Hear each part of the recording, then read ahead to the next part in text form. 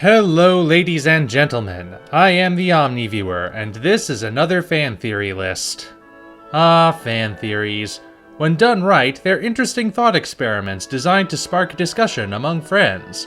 When done wrong, they ignite arguments among enemies. Love 'em or hate 'em, it doesn't look like people will stop coming up with them anytime soon, and I'm here to highlight 5 of the more intriguing fan theories of the Godzilla universe. Number 1. Godzilla, Queen of the Monsters. Japanese is one of those rare gender-neutral languages, with no words that are specifically masculine or feminine the way Latin-based languages are. In regards to kaiju, the original dialogue always refers to these terrible titans with the pronoun it, but most are regarded as male. Exceptions include monsters like Mothra, who is specifically identified as female, or the various mechs which are essentially genderless.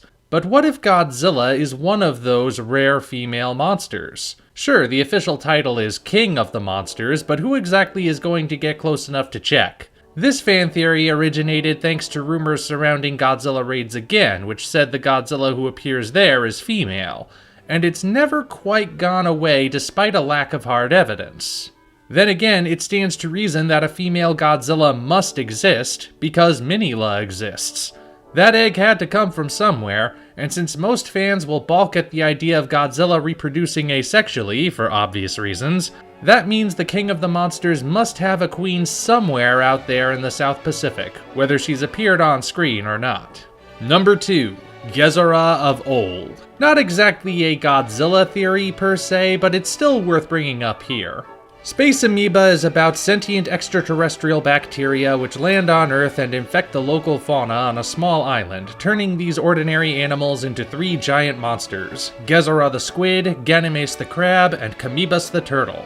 Then again, maybe only 2 of those animals were turned into giants by the germs. The movie states that legends of Gezora lurking off the island's shore existed in the islanders' culture long before the space amoebas arrived. Since this film is accepted as part of a universe where other mythical kaiju, such as Mothra, Varan, Manda, and yes, even Godzilla, have turned out to be real before, and since giant squid exists anyway, many fans maintain that even though Gezora was infected and controlled by the alien germs, he wasn't mutated into a giant by them, and was thus a pre-existing kaiju as described in the legends. In fact, Gezora may have been where the germs got the idea for gigantism in the first place, taking the adaptation from the squid and transferring it to Camebus and Ganymedes.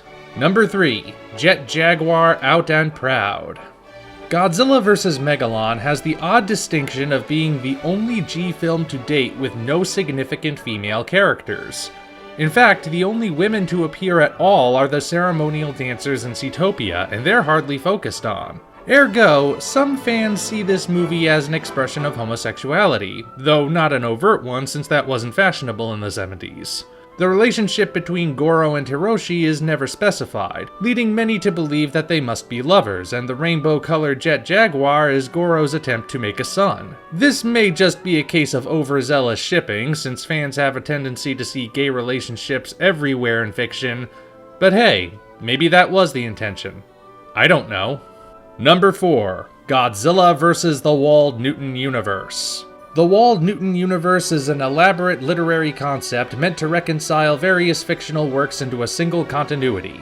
King Kong is an official part of it thanks to the short story After King Kong Fell, but where Godzilla fits in, if he even fits at all, is a point of contention. One of the more popular attempts to incorporate the Lizard King is by counting the young adult novels by Mark Seracini, Godzilla Returns, Godzilla 2000, Godzilla at World's End, Godzilla vs. the Robot Monsters, and the unpublished Godzilla and the Lost Continent, as canon. Other articles in the fiction consider Godzilla and his fellow kaiju to be cryptozoological phenomena of debatable existence. Interestingly, this latter interpretation is similar to how the MonsterVerse views kaiju, so perhaps it's only a matter of time before these films become the entryway for the G-Man to join the Dub NU.